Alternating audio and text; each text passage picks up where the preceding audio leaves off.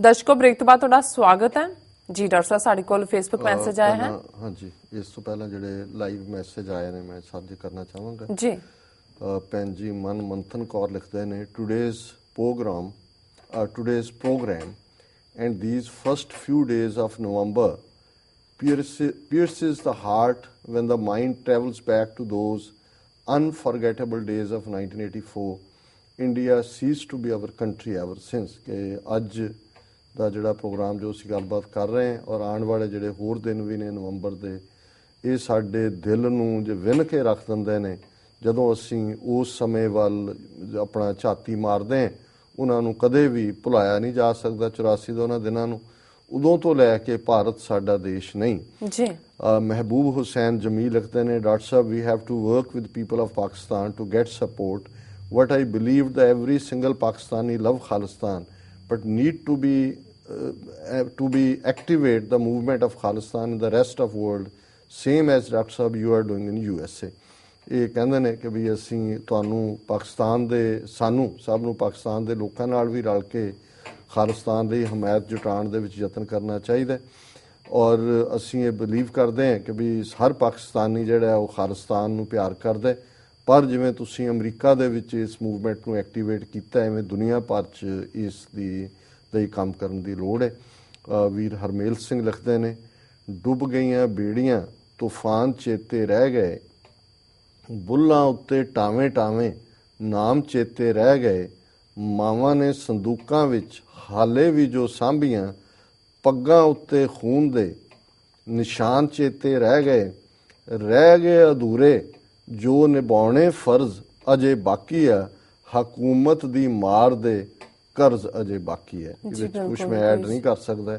ਇਹ ਸਾਰੀ ਹਕੀਕਤ ਪੱਗਾਂ ਦੇ ਖੂਨੀ ਪੱਗਾਂ ਸਾਡੀਆਂ ਮਾਵਾਂ ਭੈਣਾਂ ਦੀ ਰੁਲੀ ਅਜ਼ਮਤ ਭਾਰਤ ਭਰ ਦੀਆਂ ਗਲੀਆਂ ਸ਼ਹਿਰਾਂ ਬਾਜ਼ਾਰਾਂ 'ਚ ਇਹ ਸਾਨੂੰ ਵੰਗਾਰਦੀ ਹੈ ਅੱਜ ਵੀ ਕਿ ਅਜੇ ਅਸੀਂ ਇਨਸਾਫ ਲੈਣੇ। ਅਨੀਸ ਸੱਤੀ ਖਾਲਿਸਤਾਨ ਜ਼ਿੰਦਾਬਾਦ। ਮੋਹਿੰਦਰ ਗਿੱਲ ਅਸੀਂ ਤੁਹਾਡੀ ਸਾਰੀ ਟੀਮ ਦੀ ਚੜ੍ਹਦੀ ਕਲਾ ਲਈ ਹਮੇਸ਼ਾ ਅਰਦਾਸ ਕਰਦੇ।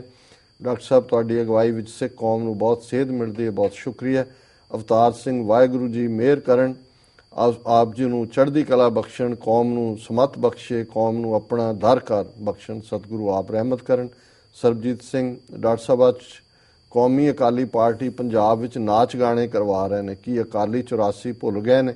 ਇਹ ਤਾਂ ਹਿੱਸਾ ਸਨ, ਇਹ ਤਾਂ ਜੂਨ 84 ਦੇ ਘੱਲੂਕਾਰਾ ਵਰਤਾਉਣ ਲਈ ਵੀ ਔਰ ਅੱਜ ਵੀ ਇਹ ਮੋਦੀ ਦੇ ਜਿਹੜਾ ਹਿੰਦੂਤਵੇ ਦਾ ਏਜੰਡਾ ਹੈ ਔਰ ਸਿੱਖ ਕੌਮ ਨੂੰ ਹਿੰਦੂਤਵਾ 'ਚ ਗਰਕ ਕਰਨ ਦੇ ਲਈ ਉਹਨਾਂ ਦੀ ਕੁਹਾੜੀ ਦਾ ਦਸਤਾ ਨੇ ਜੀ।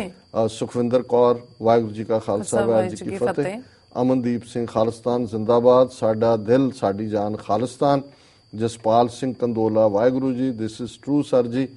ਅਮਨਦੀਪ ਸਿੰਘ ਵਾਹਿਗੁਰੂ ਜੀ ਕਾ ਖਾਲਸਾ ਵਾਹਿਗੁਰੂ ਜੀ ਕੀ ਫਤਿਹ। ਜੋਗਾ ਸਿੰਘ ਭੰਗੂ ਵਾਹਿਗੁਰੂ ਜੀ ਕਾ ਖਾਲਸਾ ਵਾਹਿਗੁਰੂ ਜੀ ਕੀ ਫਤਿਹ। ਬੀਬੀ ਕੁਲਰਾਜ ਕੌਰ ਆਸਟ੍ਰੇਲੀਆ ਤੋਂ ਵਾਹਿਗੁਰੂ ਜੀ ਕਾ ਖਾਲਸਾ ਵਾਹਿਗੁਰੂ ਜੀ ਕੀ ਫਤਿਹ। ਡਾਕਟਰ ਸਾਹਿਬ ਹਰਜਿੰਦਰ ਸਿੰਘ ਵਾਹਿਗੁਰੂ ਜੀ ਕਾ ਖਾਲਸਾ ਵਾਹਿਗੁਰੂ ਜੀ ਕੀ ਫਤਿਹ। ਡਾਕਟਰ ਸਾਹਿਬ ਜੀ ਅੱਜ ਸਾਡੇ ਹੀ ਬਹੁਤੇ ਲੋਕ ਆਪਣੇ ਆਪ ਨੂੰ ਇੰਡੀਅਨ ਕਹਿੰਦੇ ਹਨ ਤੇ ਉਹ ਯੂਪੀ ਔਰ ਬਿਹਾਰ ਵਾਲਿਆਂ ਨੂੰ ਭਈਆ। ਇਹ ਵੀਰੋ ਸੁਪਨੇ ਵਿੱਚੋਂ ਬਾਹਰ ਆਓ ਤੇ ਆਪਣੇ ਆਪ ਨੂੰ ਖਾਲਿਸਤਾਨੀ ਕਹੋ, ਜਿਵੇਂ ਜੋਗਾ ਸਿੰਘ ਖਾਲਿਸਤਾਨੀ ਕਹਿੰਦੇ ਸਨ। ਜੋਗਾ ਸਿੰਘ ਖਾਲਿਸਤਾਨੀ ਜ਼ਿੰਦਾਬਾਦ। ਬਿਲਕੁਲ ਠੀਕ ਫਰਮਾਇਆ ਵੀਰ ਹਰਜਿੰਦਰ ਸਿੰਘ ਜੀ ਨੇ। ਇੱਕ ਥੱਲੋਂ ਵੀਰ ਇਟਲੀ ਤੋਂ ਫਿਰ ਡਾਕਟਰ ਸਾਹਿਬ I am Haroon from Italy. Every Pakistani particularly we Punjabis want to invite you to Pakistan, you most favorite personality for us। Khalistan ਜ਼ਿੰਦਾਬਾਦ। ਵਾਹਿਗੁਰੂ ਜੀ ਕਾ ਖਾਲਸਾ ਵਾਹਿਗੁਰੂ ਜੀ ਕੀ ਫਤਿਹ। ਤੁਹਾਡੇ ਫਤਿਹ ਕਹਿਣ ਦੇ ਅੰਦਾਜ਼ ਨੇ ਬਹੁਤ ਸਾਰੇ ਸਾਡੇ ਪਾਕਿਸਤਾਨੀ ਵੀਰਾਂ ਭੈਣਾਂ ਨੂੰ ਵੀ ਫਤਿਹ ਕਹਿਣ ਦੀ ਜਾਚ ਸਿਖਾ ਦਿੱਤੀ ਹੈ। ਇਹਨਾਂ ਸਭ ਦਾ ਬਹੁਤ ਬਹੁਤ ਸ਼ੁਕਰੀਆ ਜੀ। ਸਾਡੇ ਕੋਲ ਫੇਸਬੁੱਕ ਮੈਸੇਜ ਆਇਆ ਹੈ ਸਪਤ ਸਿੰਧੂ ਜੀ ਦਾ, ਕਰਾਚੀ ਪਾਕਿਸਤਾਨ ਤੋਂ। ਇਹ ਲਿਖਦੇ ਹਨ ਡਾਕਟਰ ਅਮਰਜੀਤ ਸਿੰਘ ਜੀ ਸਤਿ ਸ਼੍ਰੀ ਅਕਾਲ। ਸਤਿ ਸ਼੍ਰੀ ਅਕਾਲ। ਅੱਜ ਸਿੱਖ ਭਾਈਚਾਰੇ ਲਈ ਇੱਕ ਬੜਾ ਦੁਖਦਾਈ ਦਿਨ ਹੈ। ਇਸ ਲਈ ਨਹੀਂ ਕਿ ਇੰਦਰਾ ਗਾਂਧੀ ਨੂੰ ਮਾਰ ਕੇ ਦਰਬਾਰ ਸਾਹਿਬ ਦੀ ਬੇਅਦਬੀ ਦਾ ਬਦਲਾ ਲਿਆ ਗਿਆ ਹੈ, ਪਰ ਇਹ ਉਸ ਤੋਂ ਬਾਅਦ ਹੋਇਆ। ਉਸ ਲਈ ਮੇਰਾ ਧਿਆਨ ਅੱਜ ਸਿੱਖਾਂ ਵੱਲ ਹੀ ਹੈ, ਖਾਸ ਕਰਕੇ ਉਹਨਾਂ ਸਿੱਖ ਪਰਿਵਾਰਾਂ ਵੱਲ ਜਿਨ੍ਹਾਂ ਦੇ ਘਰ ਜੀ ਭਾਰਤੀ ਹਕੂਮਤ ਵੱਲੋਂ ਕਤਲ ਕਰ ਦਿੱਤੇ ਗਏ। ਇਹ ਕਾਰਵਾਈ ਕਰਕੇ ਭਾਰਤੀ ਹਕੂਮਤ ਨੇ ਆਪਣੇ ਡੈਥ ਵਾਰੰਟ ਤੇ ਸਾਈਨ ਕਰ ਲਏ। ਸਿੱਖ ਕੁਰਬਾਨੀਆਂ ਅਜਾਈ ਨਹੀਂ ਜਾਣਗੀਆਂ, ਖਾਲਿਸਤਾਨ ਜ਼ਰੂਰ ਬਣੇਗਾ। ਵਾਹਿਗੁਰੂ ਜੀ ਕਾ ਖਾਲਸਾ ਵਾਹਿਗੁਰੂ ਜੀ ਕੀ ਫਤਿਹ। ਜੀ ਡਾਕਟਰ ਸਾਹਿਬ ਵੀਰ ਸਪਤ ਸਿੰਧੂ ਜੀ ਦਾ ਬਹੁਤ ਬਹੁਤ ਸ਼ੁਕਰੀਆ। ਉਹਨਾਂ ਨੇ ਸਾਨੂੰ ਕਰਾਚੀ ਤੋਂ ਲਿਖਿਆ ਇਹ ਬਹੁਤ ਸੁਲਝੇ ਹੋਏ ਵੀਰ ਨੇ, ਲਗਾਤਾਰਤਾ ਨਾਲ ਲਿਖਦੇ ਨੇ, ਔਰ ਜਦੋਂ ਵੀ ਕੋਈ ਇਸ਼ੂ ਜਿਸ ਬਾਰੇ ਸਾਡੀ ਜਾਣਕਾਰੀ ਮਹਿਦੂਦ ਹੁੰਦੀ ਹੈ ਉਸ ਬਾਰੇ ਇਹ ਪੂਰੀ ਰਿਸਰਚ ਕਰਕੇ ਫਿਰ ਜਾਣਕਾਰੀ ਭੇਜਦੇ ਨੇ। ਜੀ। ਔਰ ਇਹਨਾਂ ਨੇ ਬਿਲਕੁਲ ਅੱਜ ਹੀ ਉਹਨਾਂ ਦਾ ਫੇਸਬੁੱਕ ਮੈਸੇਜ ਆਇਆ। ਮੈਂ ਸਮਝਦਾ ਵੀ ਇਹ ਆਪਣੇ ਆਪ ਦੇ ਵਿੱਚ ਜਿਹੜਾ ਵੀ ਇਨਸਾਨ ਇਨਸਾਨੀਅਤ ਨੂੰ ਪਿਆਰ ਕਰਦਾ ਹੈ, ਮਨੁੱਖੀ ਦਰਦ ਜਿਸ ਦੇ ਅੰਦਰ ਵਸਿਆ ਹੋਇਆ, ਔਰ ਜਦੋਂ ਅਸੀਂ ਉਸ ਆਪਣੀ ਧਰਤੀ ਦੀ ਗੱਲ ਕਰਦੇ ਹਾਂ ਤੇ ਫਿਰ ਜ਼ਾਹਰ ਹੈ ਕਿ ਸਾਡੇ ਸਾਹਮਣੇ ਇਹ ਜਿਹੜੀ ਕਦੇ ਵੀ ਕਿਸੇ ਨੂੰ ਜੇ ਬਾਬਰ ਦੇ ਹਮਲੇ ਵੇਲੇ ਉਸ ਦੀਆਂ ਫੌਜਾਂ ਔਰਤਾਂ ਦੇ ਉੱਤੇ ਜ਼ੁਲਮ ਕਰਦੀਆਂ ਨੇ, ਔਰ ਉਹ ਜਿਹੜੇ ਜ਼ੁਲਮ ਕਰਨ ਵਾਲੇ ਹੁੰਦੇ ਨੇ ਉਹ ਅਲਟੀਮੇਟਲੀ ਇਹ ਨਹੀਂ ਦੇਖਦੇ ਵੀ ਕੌਣ ਕੀ ਹੈ, ਉਸ ਦਾ ਸ਼ਿਕਾਰ ਉਹਨਾਂ ਦੀ ਬਦਹਵਾਸੀ ਦਾ ਮੁਸਲਮਾਨ ਔਰਤਾਂ ਵੀ ਹੁੰਦੀਆਂ ਨੇ, ਹਿੰਦੂ ਔਰਤਾਂ ਵੀ, ਭਾਵੇਂ ਆਪਸ 'ਚ ਹਿੰਦੂ ਉੱਚੀ ਜਾਤ ਨੀਵੀਂ ਜਾਤ ਪਰਛਾਵਾਂ ਨਾ ਸਹਿੰਦੇ ਹੋਣ। ਤੇ ਗੁਰੂ ਨਾਨਕ ਸਾਹਿਬ ਨੇ ਉਹ ਉਸ ਦਰਦ ਨੂੰ ਜਿਹੜਾ ਕਿ ਉਸ ਧਰਤੀ ਦੀਆਂ ਜਾਈਆਂ ਦੇ ਨਾਲ ਵਾਪਰ ਰਿਹਾ ਸੀ, ਉਸ ਪੀੜ ਨੂੰ ਬਿਆਨਿਆ ਸੀ, ਜਦੋਂ ਗੁਰੂ ਨਾਨਕ ਸਾਹਿਬ ਨੇ ਫਰਮਾਇਆ ਮੁਸਲਮਾਨੀਆਂ ਪੜ੍ਹੇ ਕਤੇਬਾਂ ਕਸ਼ਟ ਮੇ ਕਰੇ ਖੁਦਾਏ ਵੇ ਲਾਲੋ, ਜਾਤ ਸਨਾਤੀ ਹੋਰ ਹਿੰਦਵਾਣੀਆਂ ਇਹ ਵੀ ਲੇਖੇ ਲਾਏ ਵੇ ਲਾਲੋ। ਹੁਣ ਉਹਨਾਂ ਦਾ ਦਰਦ ਵੀ ਹੈ, ਔਰ ਫਿਰ ਇਹ ਵੀ ਕਿ ਜਿਨ ਸਿਰ ਸੋਹਨ ਪੱਟੀਆਂ ਮੰਗੀ ਪਾਏ ਸੰਦੂਰ, ਸੇ ਸਿਰ ਕਾਤੀ ਮੁਨੀਆਂ ਗਲ ਵਿੱਚ ਆਵੇ ਤੂੰ। ਕਿ ਭਾਈ ਉਹ ਸੋਹਣੀਆਂ ਔਰਤਾਂ ਜਿਹੜੀਆਂ ਵਿਆਹ ਕੇ ਆਈਆਂ, ਪੂਰਾ ਸ਼ਬਦ ਨੇ ਗੁਰੂ ਨਾਨਕ ਸਾਹਿਬ ਦੇ, ਕਿ ਭਾਈ ਉਹ ਕਿਵੇਂ ਸੇਜਾਂ ਨੂੰ ਮਾਣਦੀਆਂ ਸੀ, ਗਰੀ ਛੁਹਾਰੇ ਖਾਂਦੀਆਂ ਮਾਨਣ ਸੇਜੜੀਆਂ, ਔਰ ਕਿਸ ਕਦਰ ਇੱਜ਼ਤਦਾਰ ਔਰ ਪਰਦਾਦਾਰ ਔਰਤਾਂ ਅੱਜ ਬਹਿਣ ਨਾ ਮਿਲੇ ਹਦੂਰ, ਅੱਜ ਉਹ ਗਲੀਆਂ ਦੇ ਵਿੱਚ ਧੂੜ ਦੇ ਵਿੱਚ ਘੱਟੇ ਦੇ ਵਿੱਚ ਜ਼ੁਲਮ ਦਾ ਸ਼ਿਕਾਰ ਹੋ ਰਹੇ ਨੇ। ਔਰ ਇਸ ਸਾਰੀ ਪੀੜ ਨੂੰ ਹੀ ਗੁਰੂ ਨਾਨਕ ਸਾਹਿਬ ਨੇ ਫਿਰ ਰੱਬ ਨੂੰ ਸੰਬੋਧਨ ਹੁੰਦਿਆਂ ਵੀ ਫਰਮਾਇਆ ਸੀ, ਏਤੀ ਮਾਰ ਪਈ ਕੁਰਲਾਣੇ ਤੈਂਕੀ ਦਰਦ ਨਾ ਆਇਆ, ਕਿ ਇਹ ਕੁਛ ਵਾਪਰਿਆ ਹੈ ਨਿਰੰਕਾਰ। ਔਰ ਇਹ ਇਸ ਪੀੜ ਨੂੰ, ਔਰ ਮੈਂ ਸਮਝਦਾ ਵੀ ਸਾਡੇ ਲਈ ਜਦੋਂ ਅਸੀਂ ਮਨੁੱਖੀ ਪੀੜ ਦੀ ਗੱਲ ਕਰਦੇ ਹਾਂ ਤੇ ਗੁਰੂ ਨਾਨਕ ਸਾਹਿਬ ਨੇ ਫਰਮਾਇਆ ਸੀ ਕਿ ਖੂਨ ਕੇ ਸੋਇਲੇ ਗਾਵੀਏ ਨਾਨਕ, ਰਤ ਕਾ ਕੁੰਗੂ ਪਾਏ ਵੇ ਲਾਲੋ। ਹੁਣ ਜਦੋਂ ਵਿਆਹ ਸ਼ਾਦੀਆਂ ਦੇ ਮੌਕੇ ਸੁਹਾਗ ਗਾਏ ਜਾਂਦੇ ਨੇ, ਕੇਸਰ ਜਿਸ ਖੁਸ਼ਬੂ ਹੁੰਦੀ ਹੈ ਉਹ ਇੱਕ ਚੰਗੇ ਸ਼ਗਨ ਦੇ ਤੌਰ ਤੇ ਉਸ ਦਾ ਛਿੜਕਾਅ ਹੁੰਦਾ ਹੈ। ਤੇ ਇੱਥੇ ਗੁਰੂ ਸਾਹਿਬ ਕਹਿੰਦੇ ਨੇ ਕਿ ਭਾਈ ਮੈਂ ਜਿਹੜਾ ਸੋਹਿਲਾ ਗੀਤ ਗਾ ਰਿਹਾ, ਖੂਨ ਕੇ ਸੋਹਿਲੇ ਗਾਵੀਏ ਨਾਨਕ, ਕਿ ਮੈਂ ਇਹ ਖੂਨ ਦਾ ਗੀਤ ਇਸ ਸ਼ਹਿਰ ਦੇ ਵਿੱਚ ਖਲੋ ਕੇ ਗਾ ਰਿਹਾ, ਔਰ ਇਹਦੇ 'ਚ ਕੋਈ ਕੇਸਰ ਨਹੀਂ ਹੈ, ਰਤ ਬਲੱਡ ਨੂੰ ਕਹਿੰਦੇ ਨੇ, ਖੂਨ ਚਾਰ ਚਫੇਰੇ ਮੈਂ ਖੂਨ ਦੇ ਸ਼ਹਿਰ ਦੇ ਵਿੱਚ ਖਲੋ ਕੇ ਮਾਸਪੁਰੀ ਵਿੱਚ ਆਖ ਮਸੋਲਾ, ਖੂਨ ਕੇ ਸੋਹਿਲੇ ਗਾਵੀਏ ਨਾਨਕ, ਰਤ ਕਾ ਕੁੰਗੂ ਪਾਏ ਵੇ ਲਾਲੋ। ਇਹ ਜਿਹੜਾ ਮਾਸ ਕਿ ਚਾਰ ਚਫੇਰੇ ਮਾਸ ਦੀ ਦੁਰਗੰਧ ਹੈ, ਔਰ ਜੋ ਨਵੰਬਰ 84 ਦੇ ਇਹਨਾਂ 3-4 ਦਿਨਾਂ ਦੇ ਵਿੱਚ ਵਾਪਰਿਆ, ਭਾਰਤ ਦੀ ਰਾਜਧਾਨੀ ਦਿੱਲੀ ਤੋਂ ਲੈ ਕੇ ਕੰਨਿਆ ਕੁਮਾਰੀ ਤੱਕ ਚਾਰ ਚਫੇਰੇ, ਉਹ ਹਿਊਮਨ ਫਲੈਸ਼ ਉਹ ਜਿਉਂਦੇ ਸਾੜ ਦੇਣਾ। ਔਰ ਛੋਟੇ ਛੋਟੇ ਬੱਚੇ, ਜਦੋਂ ਤੁਸੀਂ ਵੇਰਵੇ ਦੇਖਦੇ ਹੋ, ਹਜ਼ਾਰਾਂ ਐਫੀਡੇਵਿਟ ਸਾਹਮਣੇ ਨੇ, ਔਰ ਉਸ ਵੇਲੇ ਦੀਆਂ ਜਿਹੜੀਆਂ ਈਵਨ ਇਹ ਨਾਨ ਸਿੱਖ ਸਨ, peoples union for civil liberty, citizens for democracy, ਇਹਨਾਂ ਨੇ ਜਿਹੜਾ investigative reports who are guilty, ਔਰ ਉਹਦੇ ਜਦੋਂ ਤੁਸੀਂ ਉਹ ਵੇਰਵੇ ਦੇਖਦੇ ਹੋ ਕਿ 2-2, 3-3 ਸਾਲ ਦੇ ਬੱਚੇ ਜਿਹੜੇ ਨੇ ਜਿਉਂਦੇ ਜਿਹੜੇ ਨੇ ਓਵਨਸ ਦੇ ਉੱਤੇ ਗੈਸ ਦੇ ਉੱਤੇ ਰੱਖ ਕੇ ਰੋਸਟ ਕੀਤੇ ਗਏ। ਔਰ ਕਿਸ ਕਦਰ ਜ਼ੁਲਮ ਦੀ ਇਹ ਕਹਾਣੀ, ਇਹ ਏਮਨਾਬਾਦ ਨੂੰ ਮਾਤ ਪਾਉਣ ਵਾਲੀ, ਔਰ ਇਹ ਜਿਵੇਂ ਇਸ ਪੀੜ ਨੂੰ ਵੀਰ ਸਪਤ ਸਿੰਧੂ ਜੀ ਨੇ ਮਹਿਸੂਸ ਕੀਤਾ, ਉਹਨਾਂ ਨੇ ਕਰਾਚੀ 'ਚ ਬੈਠਿਆਂ ਵੀ, ਬੇਸ਼ੱਕ 31 ਅਕਤੂਬਰ ਸਾਡੇ ਲਈ ਇੱਕ ਪਾਸੇ ਪ੍ਰਾਈਡ ਦੀ ਮੂਮੈਂਟ ਸੀ, ਪਰ ਜਿਸ ਗੱਲ ਨੂੰ ਇਹਨਾਂ ਨੇ ਬਿਆਨਿਆ ਕਿ ਭਾਈ ਮੈਂ ਜਦੋਂ ਅੱਜ ਇਹ ਲਿਖ ਰਿਹਾ ਤੇ ਮੈਂ ਉਸ ਪੀੜ ਨੂੰ ਮਹਿਸੂਸ ਕਰ ਰਿਹਾ, ਜੋ ਹੈ ਤਾਂ ਅਸੀਂ ਇਹਨਾਂ ਦਾ ਬਹੁਤ ਸ਼ੁਕਰੀਆ ਕਰਨੇ ਆ। ਜੀ ਡਾਕਟਰ ਸਾਹਿਬ ਲੈਣੇ ਬ੍ਰੇਕ ਕਿ ਆਪਾਂ ਓਕੇ ਸੌਰੀ ਡਾਕਟਰ ਸਾਹਿਬ, ਠੀਕ ਹੈ, ਤੁਸੀਂ ਸਾਡੇ ਦਰਸ਼ਕਾਂ ਨੂੰ ਦੱਸ ਦਿਓ ਅੱਜ ਦਾ ਵਿਚਾਰ। ਮੈਂ ਕਿਹਾ ਸ਼ਾਇਦ ਬ੍ਰੇਕ ਲੈਣੀ ਹੈ, ਇੱਕ ਤੁਸੀਂ ਪੜ੍ਹ ਸਕਦੇ ਹੋ ਈਮੇਲ ਹੋਰ। ਓਕੇ ਠੀਕ ਹੈ ਡਾਕਟਰ ਸਾਹਿਬ, ਓਕੇ ਆਮ ਸੌਰੀ। ਸਾਡੇ ਕੋਲ ਲਿਖਤ ਆਈ ਹੈ ਕਾਸ਼ੀਪੁਰ ਉੱਤਰਾਖੰਡ ਤੋਂ ਅਮਨ ਅਨੰਦਦੀਪ ਸਿੰਘ ਜੀ ਦੀ। ਇਹ ਲਿਖਦੇ ਹਨ, ਵਾਹਿਗੁਰੂ ਜੀ ਕਾ ਖਾਲਸਾ ਵਾਹਿਗੁਰੂ ਜੀ ਕੀ ਫਤਿਹ। ਡਾਕਟਰ ਅਮਨਜੀਤ ਸਿੰਘ ਜੀ ਨੂੰ ਮੇਰਾ ਸਵਾਲ ਹੈ, ਜਿਸ ਤਰ੍ਹਾਂ ਅੱਜ ਕਸ਼ਮੀਰ ਵਿੱਚ ਆਜ਼ਾਦੀ ਦੀ ਲਹਿਰ ਚੱਲ ਰਹੀ ਹੈ ਪਰ ਅਜੇ ਤੱਕ ਉਹ ਆਜ਼ਾਦ ਨਹੀਂ ਹੋਏ, ਜੇ ਪੰਜਾਬ ਵਿੱਚ ਵੀ ਇਹੋ ਜਿਹੇ ਹਾਲਾਤ ਹੁੰਦੇ ਤਾਂ ਕਿ ਅੰਤਰਰਾਸ਼ਟਰੀ ਭਾਈਚਾਰਾ ਕਸ਼ਮੀਰ ਅਤੇ ਪੰਜਾਬ ਦੀ ਹਮਾਇਤ ਤੇ ਆਂਦਾ, ਕਿ ਇਕੱਠੇ ਹੋ ਕੇ ਕਸ਼ਮੀਰ ਅਤੇ ਪੰਜਾਬ ਨੂੰ ਕੋਈ ਲਾਭ ਹੈ? ਦੂਜੀ ਗੱਲ, ਭਾਰਤ ਵਿੱਚ ਕਿਸਾਨਾਂ ਲਈ ਟੈਕਸ ਮਾਫ ਹੈ, ਫਿਰ ਚਾਹੇ ਕਿਸਾਨ ਕਿੰਨੀ ਵੀ ਜ਼ਮੀਨ ਵਾਲਾ ਹੋਵੇ।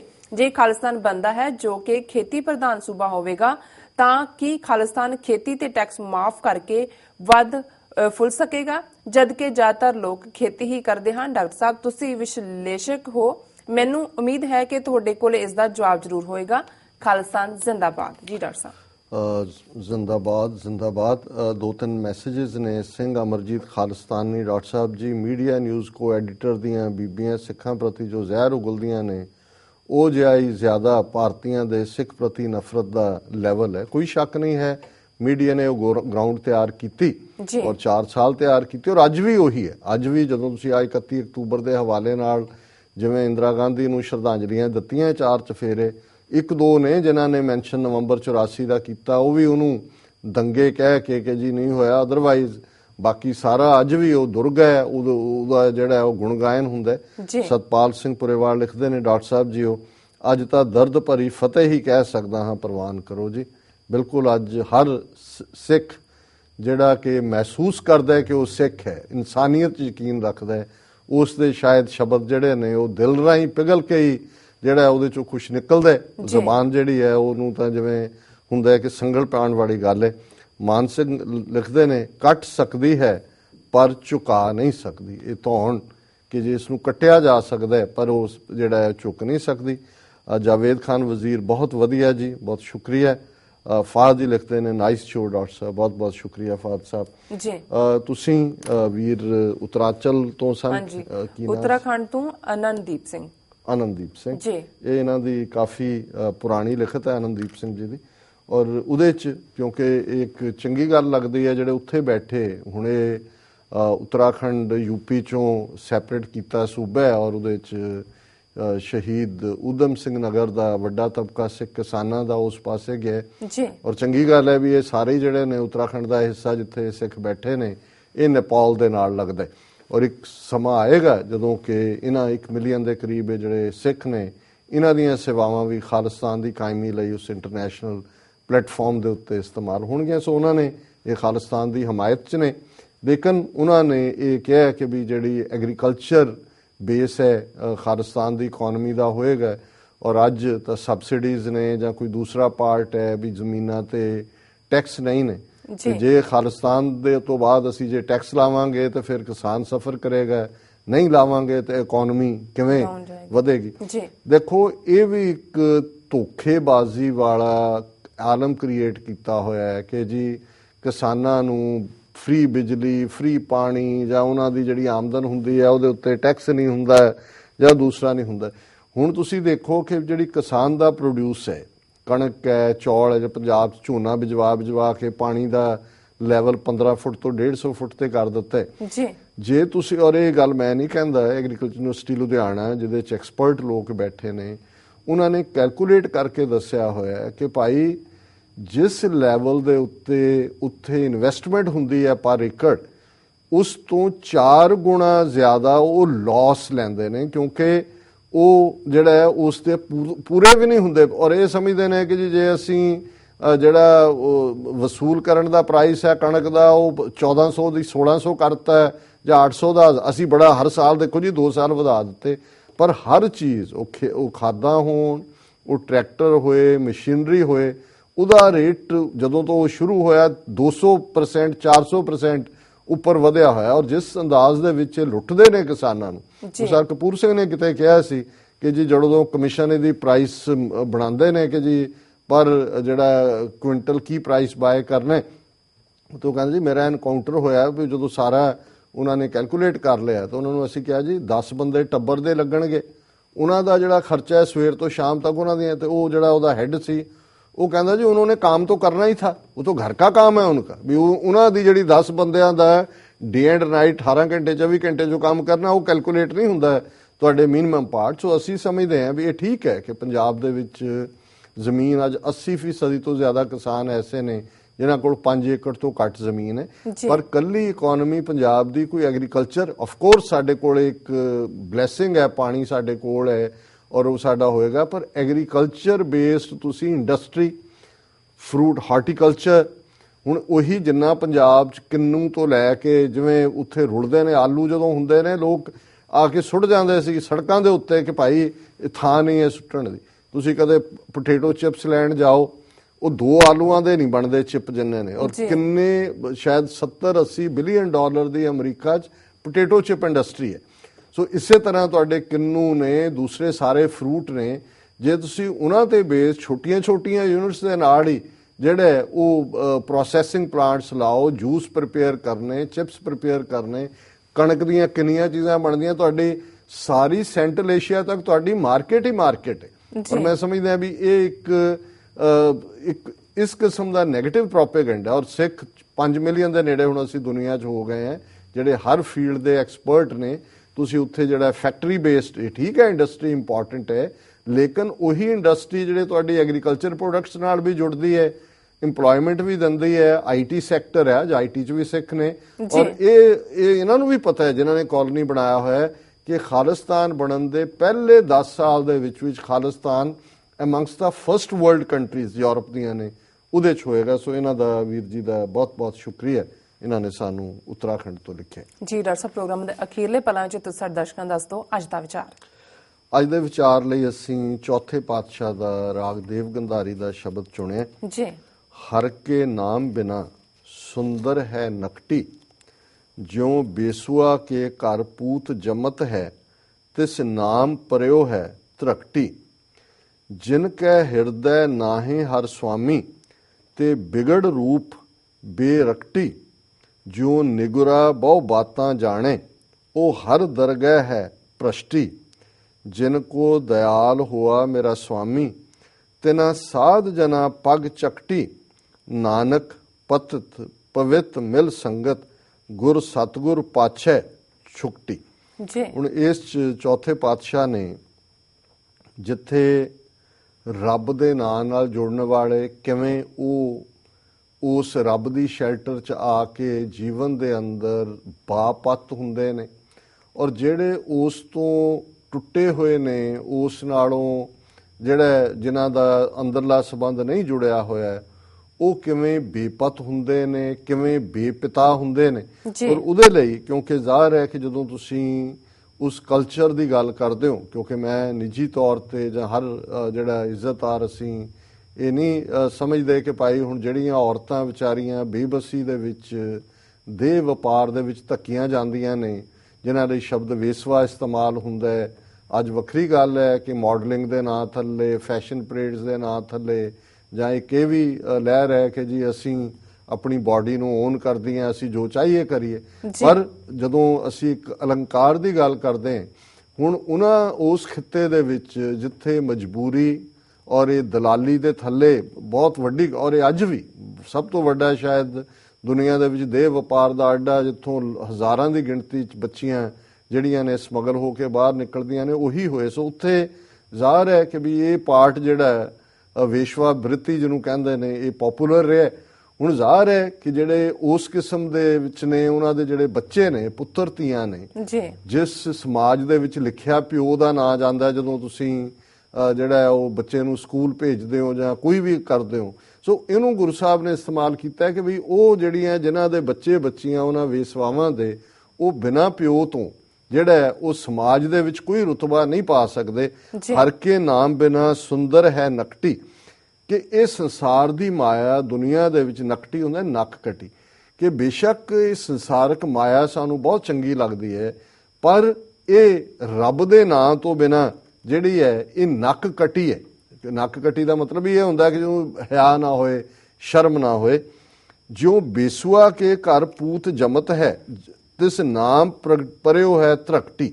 ਧਰਕਟੀ ਕਹਿੰਦੇ ਨੇ ਵਿਭਚਾਰਨ ਦਾ ਪੁੱਤਰ, ਵੇਸਵਾ ਦਾ ਪੁੱਤਰ। ਕਿ ਵੀ ਜਿਵੇਂ ਸਮਾਜ ਦੇ ਵਿੱਚ ਉਸ ਵਿਚਾਰੀ ਜਾਂ ਉਸ ਬੱਚੇ ਦਾ ਹਾਲ ਹੁੰਦਾ ਹੈ ਇਸ ਸੰਬੋਧਨ ਦੇ ਨਾਲ, ਜਿਨ ਕੈ ਹਿਰਦੈ ਨਾਹੇ ਹਰ ਸੁਆਮੀ, ਤੇ ਬਿਗੜ ਰੂਪ ਬੇਰਕਟੀ। ਇਸੇ ਤਰ੍ਹਾਂ ਜਿਨ੍ਹਾਂ ਦੇ ਅੰਦਰ ਰੱਬ ਦਾ ਨਾਂ ਨਹੀਂ ਹੈ, ਉਹ ਰੱਬ ਦੇ ਪਿਆਰਿਆਂ ਦੀ ਦੁਨੀਆ 'ਚ ਬੇਰਕਟ ਹੁੰਦਾ ਹੈ ਕਿ ਗੰਦੇ ਖੂਨ ਵਾਲੇ। ਜਿਨ੍ਹਾਂ ਦੇ ਵਿੱਚ ਰੱਬ ਦਾ ਪਿਆਰ ਨਹੀਂ ਹੈ, ਅਕਿਰਤ ਘਣਤ ਹੈ। ਕਿਉਂਕਿ ਜੈ ਪ੍ਰਸਾਦ 36 ਅੰਮ੍ਰਿਤ ਖਾਹੇ, ਤਿਸ ਠਾਕੁਰ ਕੋ ਰਖ ਮਨ ਮਾਹੇ। ਜੈ ਪ੍ਰਸਾਦ ਬਸੈ ਸੁਖ ਮੰਦਰ, ਤਿਸੇ ਧਿਆਏ ਸਦਾ ਮਨ ਅੰਦਰ। ਸੋ ਇਸ ਸੈਂਸ 'ਚ ਇਸ ਗੱਲ ਨੂੰ ਹੈ ਕਿ ਭਾਈ ਜਿਹੜੇ ਆਪਣੇ ਉਸ ਰੱਬ ਦੇ ਨਹੀਂ ਬਣਦੇ, ਰੱਬ ਦੀ ਯਾਦ 'ਚ ਨਹੀਂ ਜੁੜਦੇ, ਉਹ ਜਿਹੜੇ ਨੇ ਵਿਗੜ ਰੂਪ, ਉਹਨਾਂ ਦੀਆਂ ਸ਼ਕਲਾਂ ਬਦ ਸ਼ਕਲ ਹੁੰਦੀਆਂ। ਕਿਉਂਕਿ ਸੇਈ ਸੱਜਣ ਸੋਹਣੇ, ਹੁਣ ਉਹ ਸੋਹਣੇ ਲੱਗਦੇ ਨੇ ਜਿਨ੍ਹਾਂ ਦੇ ਅੰਦਰ ਰੱਬ ਵਸਦਾ ਹੈ, ਉਹਨਾਂ ਦੇ ਚਿਹਰਿਆਂ ਤੇ ਇੱਕ ਸਕੂਨ ਹੁੰਦਾ ਹੈ, ਇੱਕ ਜਲਾਲ ਹੁੰਦਾ ਹੈ, ਇੱਕ ਮਿੱਠਾਪਨ ਹੁੰਦਾ ਹੈ। ਤੇ ਰੱਬ ਤੋਂ ਟੁੱਟੇ ਹੋਏ ਲੋਕ ਜਿਹੜੇ ਨੇ ਉਖੜੇ ਹੁੰਦੇ ਨੇ, ਪਰੇਸ਼ਾਨ ਲੱਗਦੇ ਨੇ। ਜਿਉਂ ਨਿਗਰਾ ਬਹੁ ਬਾਤਾਂ ਜਾਣੇ ਉਹ ਹਰ ਦਰਗਾਹ ਹੈ ਪ੍ਰਸ਼ਟੀ। ਜਿਹੜਾ ਰੱਬ ਨਾਲੋਂ ਟੁੱਟਾ ਹੋਇਆ ਗੱਲਾਂ ਗੁੱਲਾਂ ਭਾਵੇਂ ਉਹ ਬਹੁਤ ਮਾਰਦਾ ਹੋਏ, ਦੁਨੀਆ ਦੇ ਵਿੱਚ ਉਹ ਬੜੀਆਂ ਫਿਲਾਸਫੀਆਂ ਝਾੜਦਾ ਹੋਏ, ਪਰ ਰੱਬ ਦੀ ਦਰਗਾਹ ਦੇ ਵਿੱਚ ਉਹ ਕਰਪਟ ਮੰਨਿਆ ਜਾਏਗਾ। ਭ੍ਰਸ਼ਟ ਦਾ ਮਤਲਬ ਹੈ ਕਿ ਵੀ ਉਸ ਦਾ ਜਿਹੜਾ ਲੇਖਾ ਹੈ ਉਹ ਸਾਫ਼ ਲੇਖੇ 'ਚ ਨਹੀਂ ਹੋਏਗਾ। ਜਿਨ ਕੋ ਦਿਆਲ ਹੋਆ ਮੇਰਾ ਸੁਆਮੀ ਤਿਨਾ ਸਾਧ ਜਨਾ ਪੱਗ ਚੱਕਟੀ। ਚੱਕਟੀ ਹੁੰਦਾ ਚੱਟਣਾ ਜੀ। ਚੌਥੇ ਪਾਤਸ਼ਾਹ ਫਰਮਾਉਂਦੇ ਨੇ ਕਿ ਜਿਨ੍ਹਾਂ ਦੇ ਉੱਤੇ ਨਿਰੰਕਾਰ ਦਿਆਲ ਹੈ, ਮਿਹਰਬਾਨ ਹੈ, ਜਿਹੜੇ ਰੱਬ ਦੀ ਯਾਦ ਵਿੱਚ ਜੁੜੇ ਹੋਏ ਨੇ, ਉਹਨਾਂ ਭਲੇ ਲੋਕਾਂ ਦੇ ਮੈਂ ਪੈਰਾਂ ਨੂੰ ਛੂੰਹਦਾ, ਪੈਰਾਂ ਨੂੰ ਚੱਟਦਾ। ਹਿਊਮਿਲਿਟੀ ਹੈ ਕਿ ਵੀ ਮੈਂ ਉਹਨਾਂ ਦੇ ਅੱਗੇ ਆਪਣਾ ਆਪ ਰੱਖਦਾ ਜਿਹੜੇ ਰੱਬ ਦੀ ਯਾਦ 'ਚ ਜੁੜੇ ਹੋਏ ਨੇ। ਨਾਨਕ ਪਤਤ ਪਵਿੱਤ ਮਿਲ ਸੰਗਤ ਗੁਰ ਸਤਗੁਰ ਪਾਤਸ਼ਾਹ ਛੁਕਟੀ। ਚੌਥੇ ਪਾਤਸ਼ਾਹ ਫਰਮਾਉਂਦੇ ਨੇ ਕਿ ਜਿਹੜੇ ਪਤਤ ਨੇ, ਪਤਤ ਹੁੰਦਾ ਹੈ ਬਿਫਾਲਨ, ਡਿੱਗੇ ਹੋਏ ਨੇ, ਉਹ ਜੇ ਸੰਗਤ ਦੇ ਵਿੱਚ ਰੱਬ ਦੇ ਪਿਆਰਿਆਂ ਦੇ ਸਾਥ ਵਿੱਚ ਆ ਜਾਣ ਤੇ ਉਹ ਪਵਿੱਤ ਬਣ ਜਾਂਦੇ ਨੇ। ਨਾਨਕ ਪਤਤ ਪਵਿੱਤ ਮਿਲ ਸੰਗਤ, ਸੰਗਤ 'ਚ ਮਿਲ ਕੇ ਉਹ ਪਤਤ ਜਿਹੜੇ ਨੇ ਉਹ ਵੀ ਪਵਿੱਤਰ ਹੋ ਜਾਂਦੇ ਨੇ। ਗੁਰ ਸਤਗੁਰ ਪਾਤਸ਼ਾਹ ਛੁਕਟੀ। ਔਰ ਇਹ ਜਿਹੜੇ ਗੁਰੂ ਦੇ ਪਾਏ ਹੋਏ ਪੂਰਨੀਆਂ ਉੱਤੇ ਜਿਹੜੇ ਤੁਰ ਕੇ ਉਹ ਵਿਕਾਰਾਂ ਦੇ ਪੰਜੇ 'ਚੋਂ ਬਚ ਨਿਕਲਦੇ ਨੇ। ਸਤਿਗੁਰੂ ਦੇ ਪਿੱਛੇ ਲੱਗ ਕੇ, ਉਹਨਾਂ ਦੇ ਨਕਸ਼ੇ ਕਦਮਾਂ ਤੇ ਚੱਲ ਕੇ, ਉਹਨਾਂ ਦੇ ਬਚਨਾਂ ਤੇ ਪਹਿਰਾ ਦੇ ਕੇ, ਉਹਨਾਂ ਦੇ ਫਰਮਾਨ ਮੁਤਾਬਕ ਜੀਵਨ ਜਾਚ ਅਪਣਾ ਕੇ ਗੁਰ ਸਤਿਗੁਰ ਪਾਤਸ਼ਾਹ ਛੁਕਟੀ। ਛੁਕਟੀ ਹੁੰਦਾ ਹੈ ਵੀ ਛੁਟਕਾਰਾ ਹੋ ਜਾਏਗਾ। ਇਹ ਅੱਜ ਦਾ ਵਿਚਾਰ ਜੀ। ਡਾਕਟਰ ਸਾਹਿਬ ਤੁਹਾਡਾ ਬਹੁਤ ਬਹੁਤ ਸ਼ੁਕਰੀਆ, ਤੁਸੀਂ ਅੱਜ ਦਾ ਵਿਚਾਰ ਸਾਡੇ ਦਰਸ਼ਕਾਂ ਨਾਲ ਸਾਂਝਾ ਕੀਤਾ। ਇਸ ਨਾਲ ਆਪਣੇ ਵਿਊਅਰਸ ਕੋਲ ਨੇ ਇਜਾਜ਼ਤ। ਵਿਊਅਰਸ, ਸਾਡੇ ਪ੍ਰੋਗਰਾਮ ਦਾ ਸਮਾਂ ਇੱਥੇ ਸਮਾਪਤ ਹੁੰਦਾ। ਤੁਸੀਂ ਆਪਣੀ ਰਾਏ ਤੇ ਸੁਝਾਅ ਸਾਨੂੰ ਭੇਜਣਾ ਭੁੱਲਣਾ ਸਾਡੇ ਇਸ ਪਤੇ ਤੇ sos@tv84.tv ਤੇ ਅਸੀਂ ਆਪਣਾ ਪ੍ਰੋਗਰਾਮ ਲੈ ਕੇ ਫਿਰ ਦੁਬਾਰਾ ਹਾਜ਼ਰ ਹੋਵਾਂਗੇ। ਤਦ ਤੱਕ ਲਈ ਮੈਨੂੰ ਤੇ ਆਪਣਾ ਸੁਣਾ ਗਿਆ ਦਿਓ। ਦੇਖਦੇ ਰਹੋ TV84, ਬੁਲਾ ਦਿਓ ਫਤਿਹ। ਵਾਹਿਗੁਰੂ ਜੀ ਕਾ ਖਾਲਸਾ, ਵਾਹਿਗੁਰੂ ਜੀ ਕੀ ਫਤਿਹ।